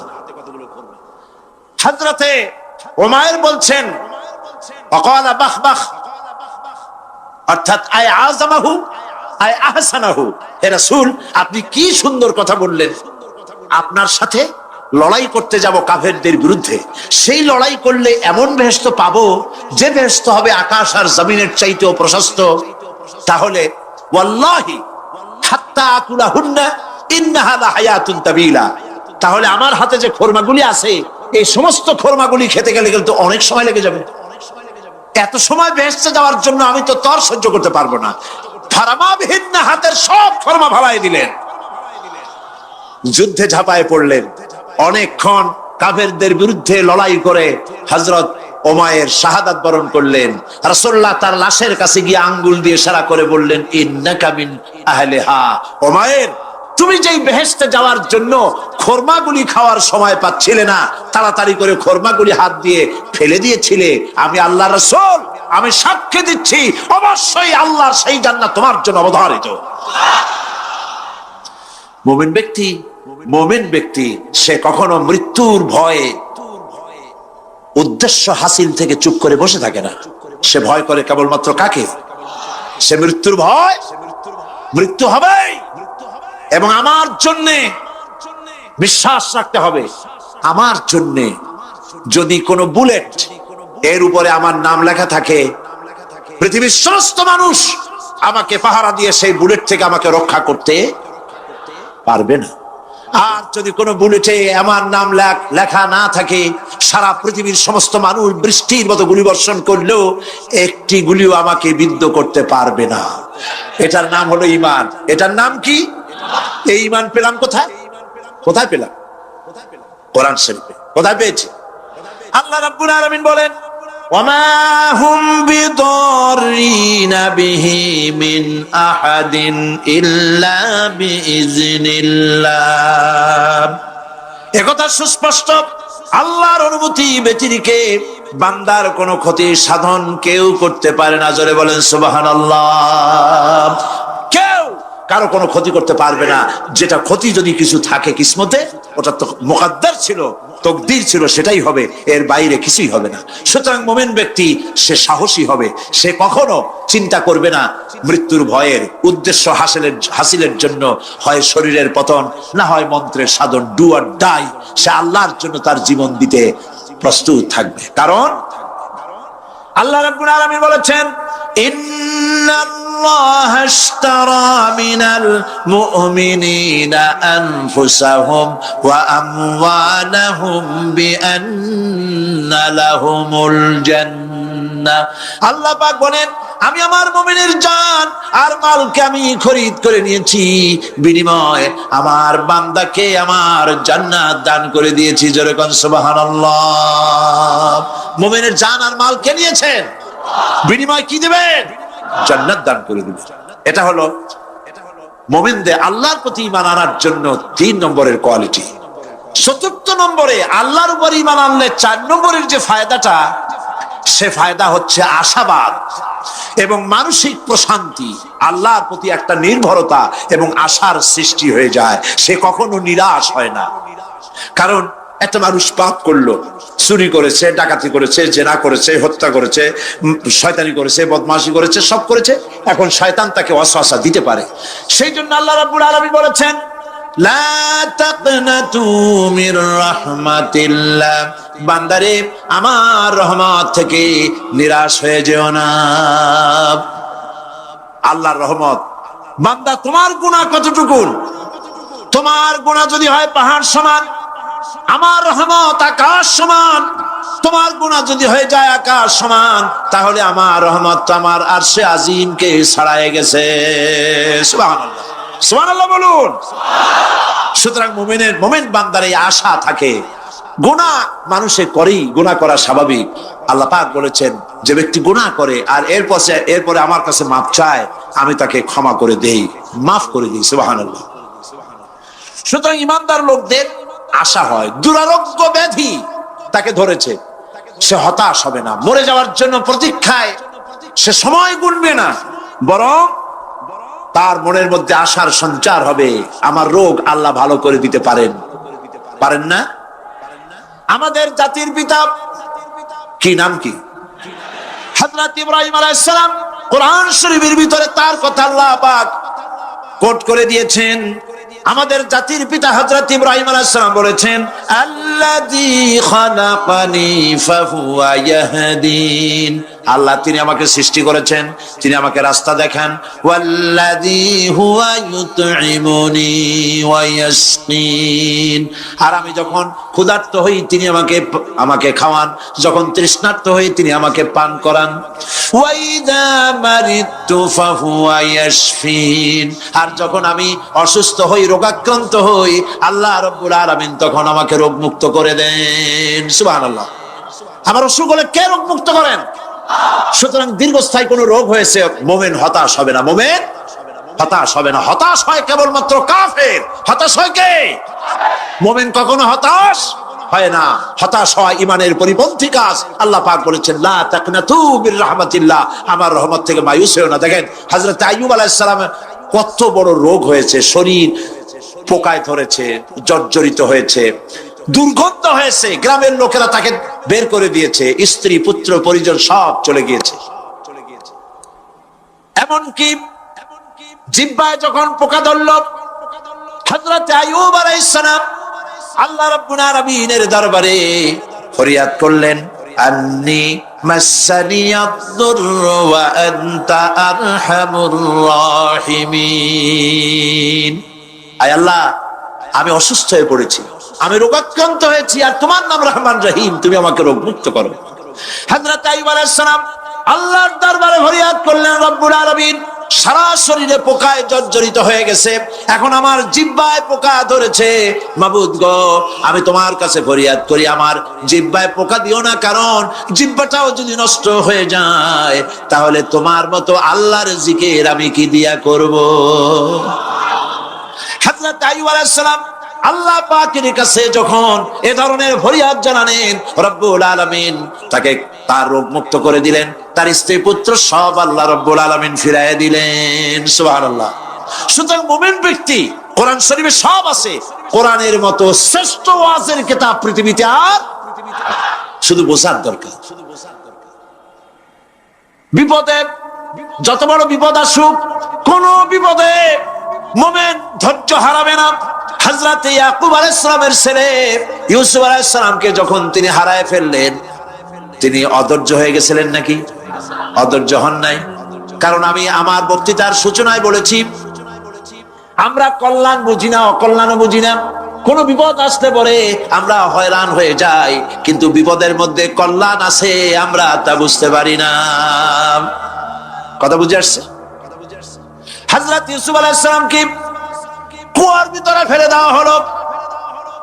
11 ভাই মনে করেছে কুয়ার ভিতরে ফেলে দিয়া ইউসুফ আলাইহিস সালামকে মেরে ফেললাম, কিন্তু তারা বোঝে নাই আসল কামটা কি হয়েছে। এটা তো কুয়া নয়, এটা একটা টানেল, এটা একটা সুড়ঙ্গ। একদিকে কেনান হলো তার এক মুখ, ওই সুড়ঙ্গের এক মুখ হলো কেনানের। কেনান ইউসুফ আলাইহিস সালামকে ফেলে দেওয়া হলো কুয়ার ভিতরে মারার জন্য, কিন্তু আল্লাহ পাকের ইচ্ছা ইউসুফ আলাইহিস সালাম মরবে না। এই টানেলের অপর প্রান্ত মিশরের সিংহাসনের টানেলের এপার দিয়া ইউসুফ আলাইহিস সালামকে ঢুকালেন, অপর প্রান্তে মিশরের সিংহাসনে ইউসুফকে আল্লাহ বসায়া দিলেন। হযরত ইয়াকুব ছেলের জন্য অধৈর্য হলেন না।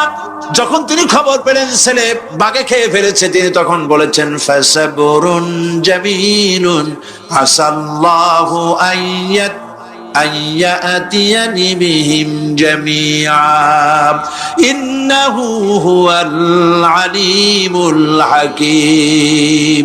ফাসাবরুন জামিল, আমি উত্তম ভাবে ধৈর্য ধারণ করলাম এবং আমি বিশ্বাস করি আল্লাহ রাব্বুল আলামিন আমার হারানো সবকিছু আমাকে ফিরিয়ে দিবেন।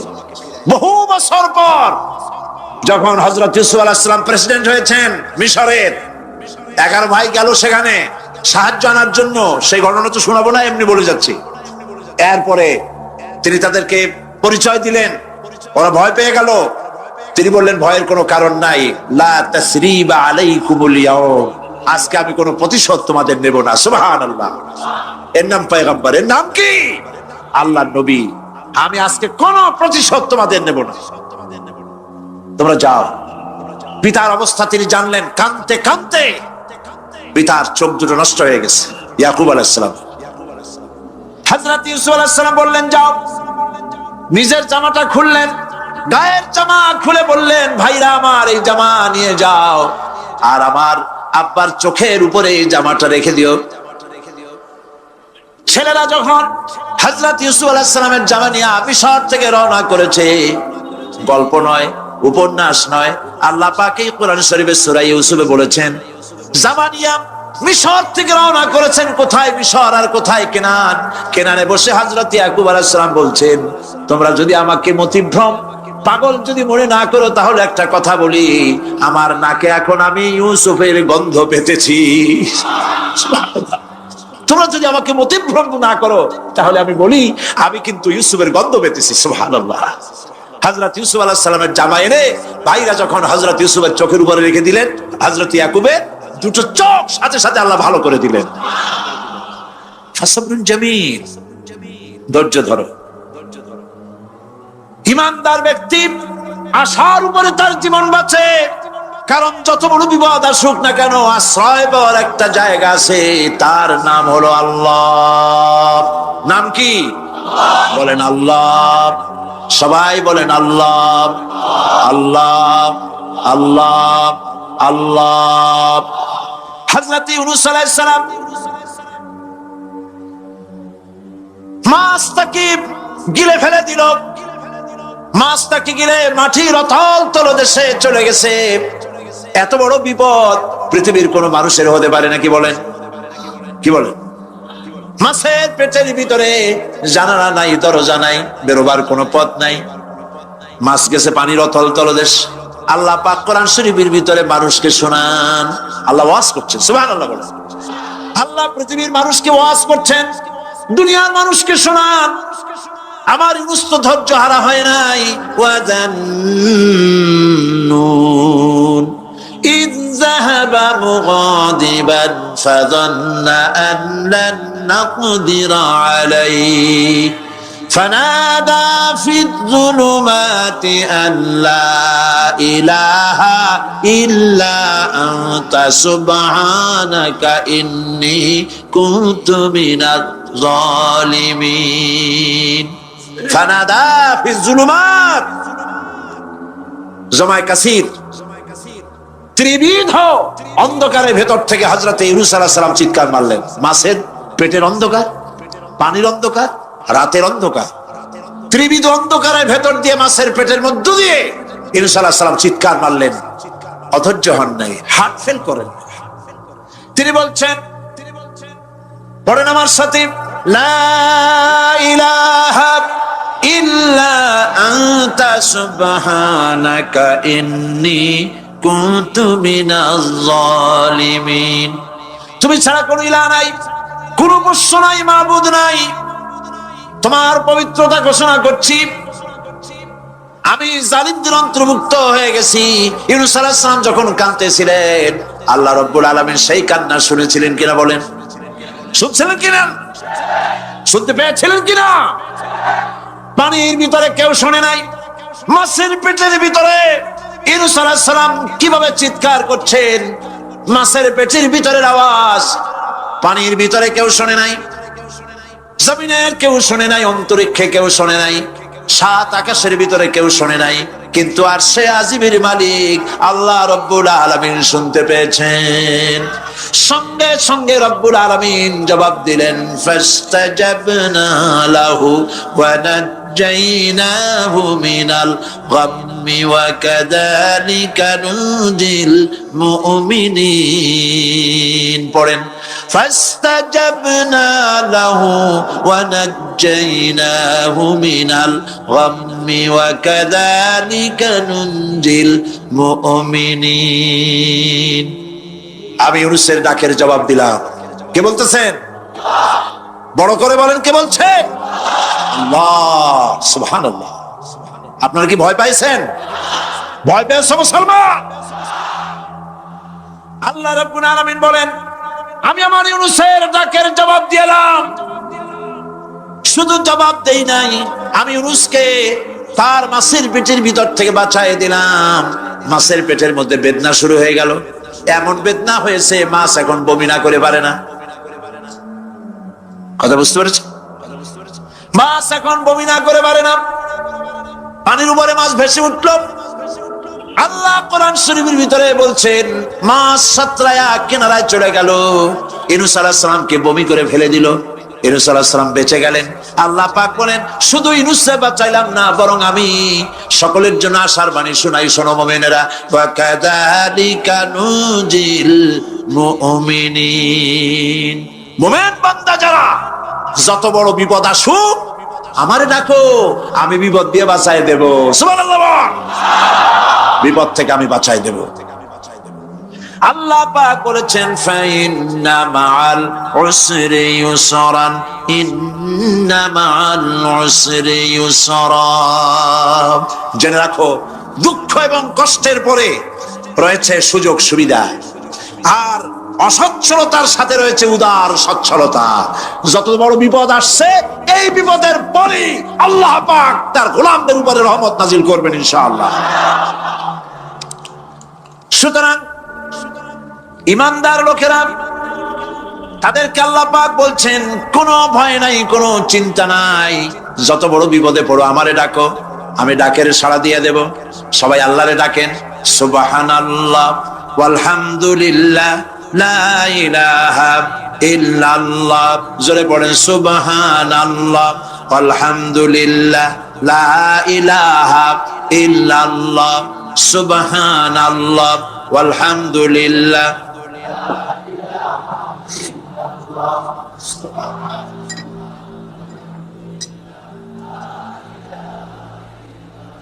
লা ইলাহা ইল্লাল্লাহু মুহাম্মাদুর রাসূলুল্লাহ।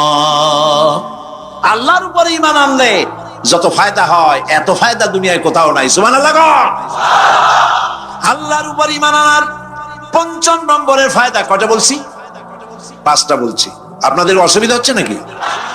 তাড়াতাড়ি শেষ করতেছি। ছয়টা বলবো, ছয়টা বলবো, এ হলো পঞ্চম নম্বর। তারপর আমরা দোয়া করব। দোয়ার দরকার আছে কিনা এই সময়? পঞ্চম নম্বরে আল্লাহর উপরে ঈমান আনলে পরে আরেকটি বড় ফায়দা, সেটা হলো কঠিন এবং কঠোর বিপদে আল্লাহ পাক তার মধ্যে অবিচলতার এবং ধৈর্য ধরার তৌফিক দিয়ে দেন। সুবহানাল্লাহ। যত বড় বিপদ আসুক, সেই বিপদে মুসিবতে আল্লাহ পাক মুমিনদেরকে আল্লাহর উপরে নির্ভরতা শিখায় দেন। সুবহানাল্লাহ। কারণ মুমিনদের জানা আছে যে ইমানদারদের বিপদ নতুন কিছু নয়, একেবারে আদম আলাইহিস সালাম থেকে শুরু হয়ে আসছে, ঠিক কিনা? আদম আলাইহিস সালামের বিপদ হয় নাই? আদম আলাইহিস সালামের বিপদ কি? শয়তান। তার বিপদ কি? শয়তান ছিল বিপদ। প্রত্যেক নবীর সময়ই মানুষেরা নবীদের কষ্ট দিছে, তাই নাই? বিশ্বকবি ইকবাল বলেছেন, সতীজা কা রহা হ্যায় असल से तायम रोज, सतीजा का रहा है असल से तायम रोज, चरागे मुस्तफा भी से शरारे बुलहबीस। আবহমান কাল থেকে শুরু করে মুহাম্মদ সাল্লাল্লাহু আলাইহি সাল্লামের চারাগকে, নূরকে, ঈমানকে, ইসলামকে নিভায়ে দেওয়ার জন্য আবু জাহেলের গোষ্ঠীরা চিরকাল চেষ্টা করেছে। সব চেষ্টা কর্পূরের মতো উড়ে গেছে, মুহাম্মদ সাল্লাল্লাহু আলাইহি ওয়াসাল্লামের চারাগ টিম টিম করে জ্বলতে রয়েছে। আল্লাহ পাক বলছেন, ইউরিদুনা লিইউতফিউ নূরাল্লাহি বিআফওয়াহিহিম ওয়াল্লাহু মুতিম্মু নূরিহি ওয়ালাউ কারিহাল কাফিরুন। ওরা চায় মুখের ফু দিয়া, কারা? কাফেরেরা, ইসলাম সহ্য করতে পারে না যারা, ওরা চায় মুখের ফু দিয়া আমার আলোটাকে নির্বাপিত করে দেবে। আল্লাহ পাক বলেন, ওয়াল্লাহু মুতিম্মু নূরি, আমি আমার নূরকে পূর্ণতা দান করব, তাতে কাফির বেঈমানদের মনের ভিতরে যত জ্বালা হোক, যন্ত্রণা হোক, ওদের কলজা যত পুরুক, ইসলাম তার বিজয় পতাকা নিয়ে উঠবে, কেউ ঠেকাতে পারবে না। আল্লাহ রাব্বুল আলামিন, আল্লাহ পাক বলছেন, ওয়া কাযালিকা জাআলনা লিকুল্লি নাবিয়্যিন আদুওয়াম মিনাল মুজরিমিন। আর এমনি করে আমি সকল নবীর শত্রু বানিয়েছি সব পাপিষ্ঠ অপরাধ প্রবণ লোকদের। শুনছেন কথা? শোনেন নাই? আল্লাহ পাক বলছেন, দুনিয়ার সব নবীদের, তাদের জন্য আমি শত্রু বানাইছি কাদেরকে? যারা সবথেকে বেশি পাপিষ্ঠ, অপরাধ প্রবণ। এরা হচ্ছে নবীর দুশমন, এরা সব নবীদের সাথে দুশমনি করেছে। আজ দেশের সাথে দুশমনি করে সবচাইতে বড় পাপিষ্ঠরা। এটা কোরআন। এটা কি? কোরআন। জোরে বলেন, এটা কি? আল্লাহ রাব্বুল আলামিন বলছেন, ওয়া কাযালিকা জাআলনা লিকুল্লি নাবিয়্যিন আদুওয়াম মিনাল মুজরিমিন। সব পাপীরা, পাপিষ্ঠরা আমার দ্বীনের দাওয়াত যারা দেয়, তাদেরকে জীবনের দুশমন মনে করে। কেন? শোনেন, আমি কার ওয়াজ শোনাচ্ছি? কার ওয়াজ শোনাচ্ছি? আমার আল্লাহর ওয়াজ। অপরাধটা কি? নবীদের বিরুদ্ধে, নবীর ওয়ারিস, ওয়ারাসাতুল আম্বিয়া কারা, তো তাদের বিরুদ্ধে তাদের অপরাধটা কি? তাদের অপরাধ সম্পর্কে আল্লাহ নিজে বলেন, ওয়ামা নাকামু মিনহুম ইল্লা আইয়ুমিনু বিল্লাহিল আজিজিল হামিদ। এদের বিরুদ্ধে অ্যাকশন নেওয়ার আর কোন অপরাধ ওদের নাই। ওদের একমাত্র অপরাধ, ওরা আল্লাহর জমিনে আল্লাহর আইন প্রতিষ্ঠা করতে চায়। এটাই হচ্ছে একমাত্র। এই অপরাধে নবীদের শাস্তি হয়েছে, নবীরা মার খেয়েছেন, সাহাবায়ে কেরাম মার খেয়েছেন। আমরা তো সাহাবায়ে কেরামের জুতার ধুলার সমানও নই, সুতরাং এগুলি আমাদের পাওনা। এই রক্তের বিনিময়, জীবনের বিনিময়, আল্লাহ পাক তার দ্বীনকে প্রতিষ্ঠা করবেন ইনশাআল্লাহ। হযরতে খাব্বাব, বুখারী শুনুন, বুখারীর হাদিস।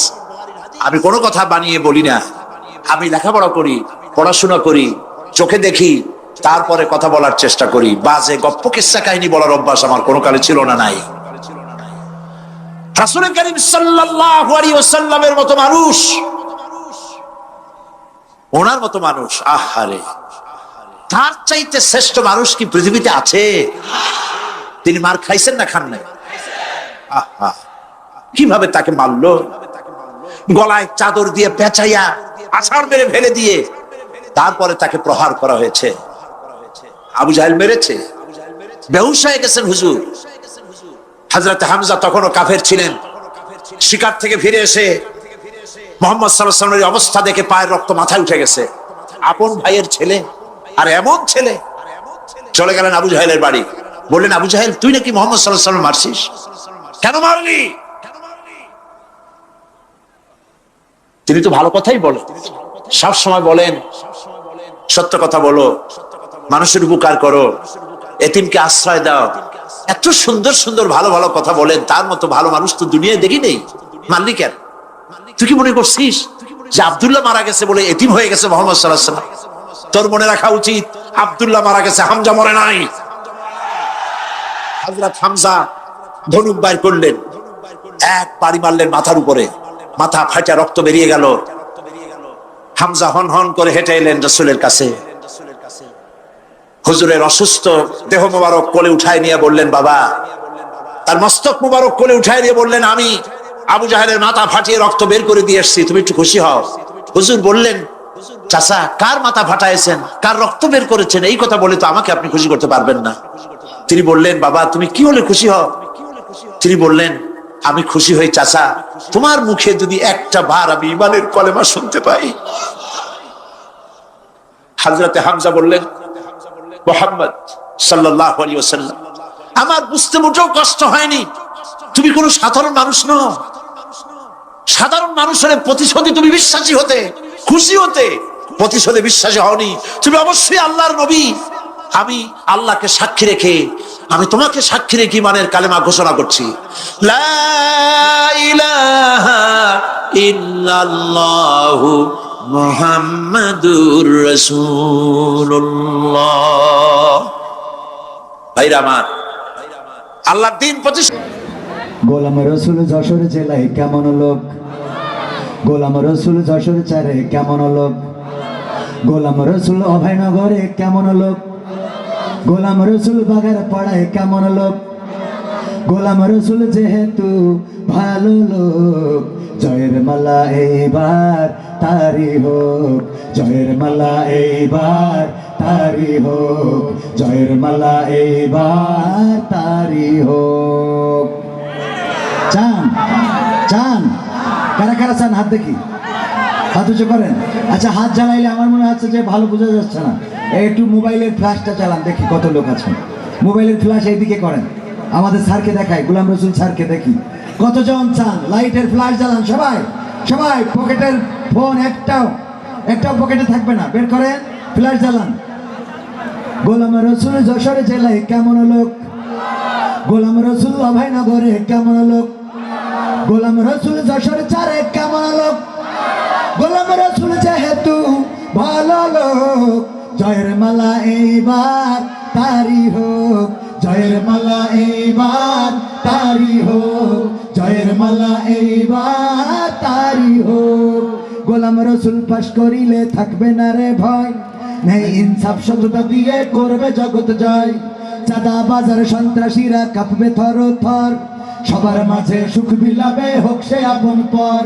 বস্ত্রহীনের বস্ত্র দিবে, অন্নহীনের অন্ন, গোলাম রসুলের দরকার আছে সবার সুখের জন্য। এই সমাজে খোদার আইন দেখতে যদি হয়, যশোর চারে গোলাম রসুল বিকল্প কেউ নয়।